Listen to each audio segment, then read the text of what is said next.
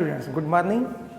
हम लोग गणित के लिए हैं यहाँ पे, और गणित में हम लोग पढ़े थे इसके पहले कोण समरूपता प्रमेय। उसी क्रम में समरूपता के लिए एक दूसरा प्रमेय है जिसे हम लोग भुजा समरूपता प्रमेय के नाम से जानते हैं। और इस प्रमेय में ये बताया जाता है कि यदि दो त्रिभुजों की तीनों भुजाएं समानुपातिक हों, यदि दो त्रिभुज में तीनों भुजाएं परस्पर समानुपातिक हों तो ये दोनों त्रिभुज आपस में समरूप होते हैं। जैसे कि अगर प्रमेय का कथन है कि दो त्रिभुज की तीनों भुजाएं समानुपातिक हों, तो इसके अनुसार यदि हम लोग त्रिभुज दो ले लें, एक त्रिभुज ABC, दूसरा त्रिभुज PQR, तो गिवन डेट में सिर्फ इतना है हम लोगों के पास कि त्रिभुज ABC और त्रिभुज PQR में तीनों भुजाएं समानुपातिक हैं। Means AB by PQ is equal to BC by QR is equal to AC by PR। तो इसमें हम लोगों को सिद्ध करना है, इसमें हम लोगों को सिद्ध करने के लिए जो बचता है वो ये है कि त्रिभुज ABC और समरूप त्रिभुज PQR, ये हम लोगों को सिद्ध करना है, यही सिद्ध करना है। तो इसके पहले वाले वीडियो में भी आपको स्पष्ट समझाया गया था कि दो त्रिभुजों को समरूप करना है तो दो त्रिभुज कब समरूप होंगे। तो जब प्रमेय में हम लोग सिद्ध करते हैं तो प्रमेय को सिद्ध करते हैं या तो परिभाषा के अनुसार या उसके पहले जो अभिगृहितियाँ दी हुई होती हैं उन अभिगृहितियों के अनुसार जो प्रमेयों को सिद्ध करते हैं। तो इसकी परिभाषा आपको बताएगी ये समरूप की कि दो त्रिभुज में तीनों भुजाएं समानुपातिक और तीनों कोण बराबर हों तो दोनों त्रिभुज समरूप होते हैं। तो परिभाषा में जब आप देखेंगे तो एक कंडीशन सेटिस्फाई है, मीन्स तीनों भुजाएं समानुपातिक हैं। दूसरा कंडीशन नहीं है, दूसरा कंडीशन मतलब तीनों कोण आपस में बराबर हों, ये इसमें नहीं है। अर्थात हम लोगों को इस प्रमेय को सिद्ध करने के लिए इसके तीनों कोणों को मतलब जो इसके संगत कोण है, corresponding angles of triangle ABC and PQR, ये A इक्वल टू P करना होगा, B is equal to Q सिद्ध करना होगा, C is equal to R सिद्ध करना होगा। तो इसको कैसे सिद्ध करेंगे लोग, तो इस प्रमेय में फिर रचना लेना होगा। और रचना में क्या लेंगे हम लोग, कंस्ट्रक्शन में यहाँ पे हम लोगों को क्या करना होगा, तो इसमें हम लोग AB इज इक्वल टू लेंगे PM, AC is equal to लेंगे PN, AB का मान इस PM के तुल्य, AC का मान जो है PN के तुल्य लेंगे और फिर MN को आपस में मिला देंगे। तो आगे हम बढ़ा दे रहे हैं तथा एंड MN को मिलाया। तो यहाँ आके आप देखेंगे कि अभी हम लोगों के पास जो त्रिभुज है उसमें इस PQR की भुजा बड़ी दिख रही है। तो इस प्रमेय में कहीं ऐसा नहीं कहा गया कि पहले त्रिभुज की भुजा छोटी है, दूसरे त्रिभुज की भुजा बड़ी है। इसमें पहले की भुजा बड़ी और दूसरे की भुजा छोटी भी ली जा सकती है, या दोनों त्रिभुजों की भुजाओं को बराबर भी लिया जा सकता है, क्योंकि प्रमेय में सिर्फ इतना कह रहा है कि भुजाएं समानुपातिक हैं। समानुपातिक है मतलब भुजाओं के अनुपात आपस में समान है, बस इतना ही कह रहा है। भुजा बड़ी है छोटी है ये ऐसा इस संबंध में कुछ भी नहीं दिया है। इसलिए इस प्रमेय को हम लोगों को तीन स्थितियों में सिद्ध करना होगा। तीन स्थिति में इसको हम लोग कर लें केस वन में क्या कि जब PQ बड़ा हो किससे, AB से, इसको लेके चलें तब हमारा यही फिगर हो जाएगा। और इस स्थिति में हम लोग सिद्ध करें कि दोनों त्रिभुज आपस में क्या है, समरूप है। तो यहाँ से ये दिया हुआ है कि AB, अब इसको हम लोग सिद्ध कैसे करेंगे उसके लिए देखिए कि हम लोगों के पास है क्या है हम लोगों के पास AB by PQ is equal to BC by QR is equal to AC by PR, ये है।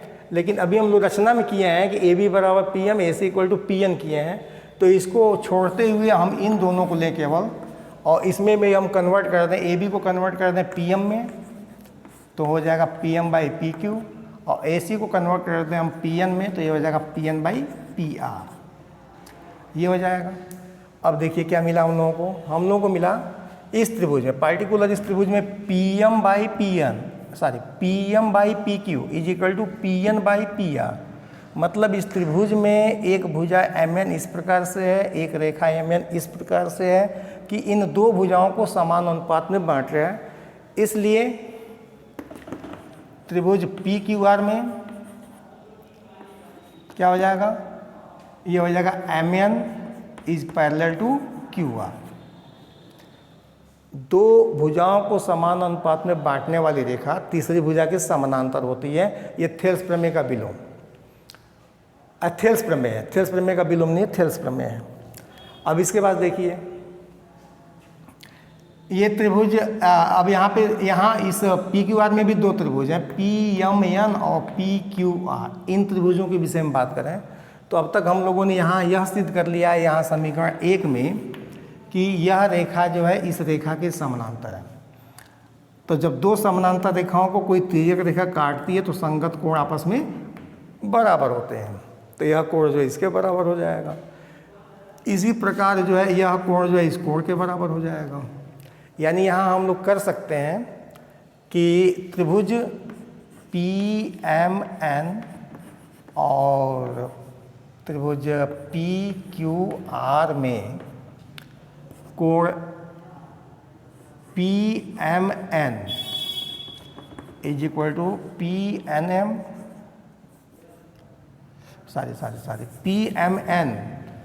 PMN इज इक्वल टू कोण Q है, कोण Q, और PNM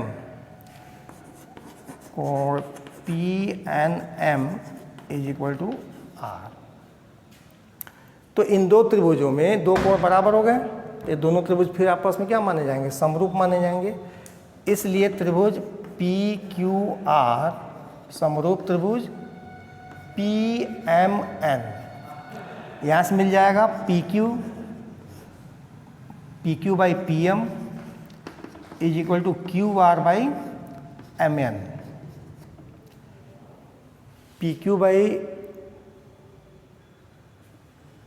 by PM is equal to QR by MN, और PR लेने की जरूरत नहीं, इसको कर लीजिए समीकरण नंबर 2,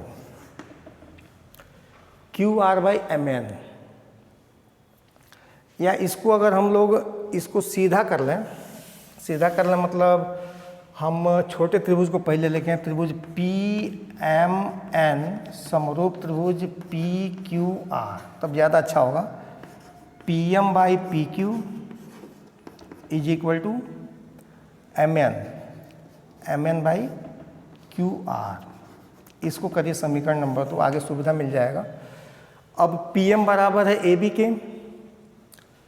अब इसके बाद चूँकि PM is equal to AB, इसलिए यह हो जाएगा AB by PQ is equal to MN by QR। इसको करिए समीकरण नंबर 3।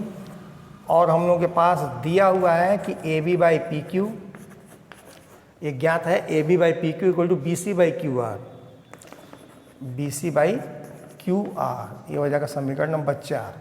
समीकरण 3 तथा 4 से देखेंगे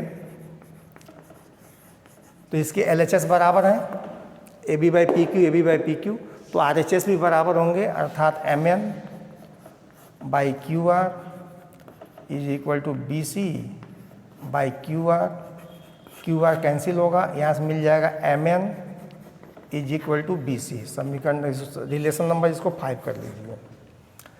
तो अब तक इस स्थिति में लाके हम लोगों ने ये सिद्ध कर लिया है कि इस भुजा को इसके बराबर लिए थे, इस भुजा को इस भुजा के बराबर लिए थे, और वहाँ पे आके समीकरण नंबर 5 में हम लोगों ने सिद्ध कर लिया कि यह जो BC रेखा है, यह BC रेखा MN के बराबर है।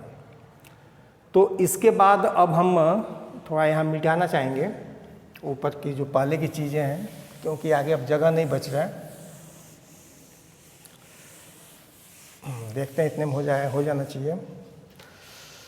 हाँ, अब इसके बाद हम लोग पुनः जो है त्रिभुज ABC और त्रिभुज PMN में क्या है, AB is equal to PM, ये रचना से है, BC is equal to MN हम लोग समीकरण नंबर 5 में सिद्ध किए हैं, और AC is equal to PN ये रचना से है। तो इस त्रिभुज की 3 भुजा जो इस त्रिभुज की तीनों भुजाओं के समान हो गए, इसलिए त्रिभुज ABC समरूप होगा, कांग्रुएंट होगा ट्रायंगल PMN के। ये दोनों त्रिभुज आपस में सर्वांगसम हो जाएंगे।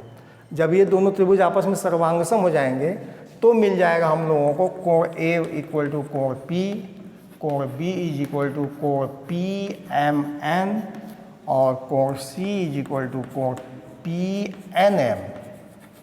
ये हो जाएगा। इसके पहले हम लोगों ने सिद्ध किया है कि यह कोण जो इसके बराबर है, समीकरण नंबर, आप इसको कर लीजिए 5 हुआ तो अच्छा है, कर लीजिए, और इसको कर लीजिए समीकरण नंबर 7।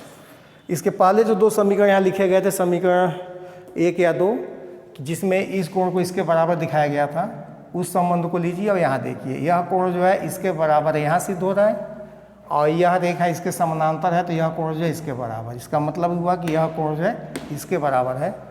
तो हम लोग यहाँ लिख सकते हैं, इसलिए कोण B बराबर कोण Q।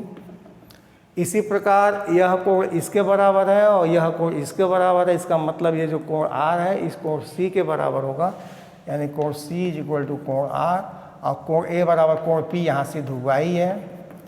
तो शुरू में हम आपको कहे थे कि इस प्रमेय में तीनों भुजाएं समानुपातिक ऐसा दिया हुआ है, केवल कोण को समानुपातिक करना बाकी है, कोण को बराबर करना बाकी है। यहाँ पे हम लोग कोण को बराबर कर लिए, तो यहाँ हम कह सकते हैं इसलिए त्रिभुज ABC समरूप त्रिभुज PQR। यहाँ आके ये सिद्ध होगा कि ये दोनों त्रिभुज आपस में समरूप हैं। कब समरूप हैं? जब इन दोनों त्रिभुजों की भुजाएं आपस में समानुपातिक हैं। तो अब इसके बाद आगे बढ़ना है। अभी ये केस फर्स्ट है। अब सोचिए कि अगर इस दूसरे त्रिभुज की भुजा छोटी हो जाए, इसको अलग चित्र में बनाते हैं, थोड़ा अच्छे से समझ में आ जाएगा। इस त्रिभुज की भुजा को यदि हम छोटा ले लें तो क्या होगा? केस 2 में हम AB को बड़ा कर लें और PQ को छोटा कर लें, तो ये त्रिभुज होगा PQR, भुजाएं समानुपातिक होंगी, सब कुछ वही होगा। तो इसमें रचना कैसे करेंगे? तो हमको AB के बराबर हर हाल में ये PM लेना है। तो इसमें भुजा छोटी है तो इसको हम आगे बढ़ा के ले लेंगे PM। AC के बराबर लेना है PN, तो इसको आगे बढ़ा के ले लेंगे यहाँ पे PN, और इसके बाद जो है तब हम MN को मिला देंगे। बाकी लिखने में अक्षरशः ऐसे ही लिखा जाएगा।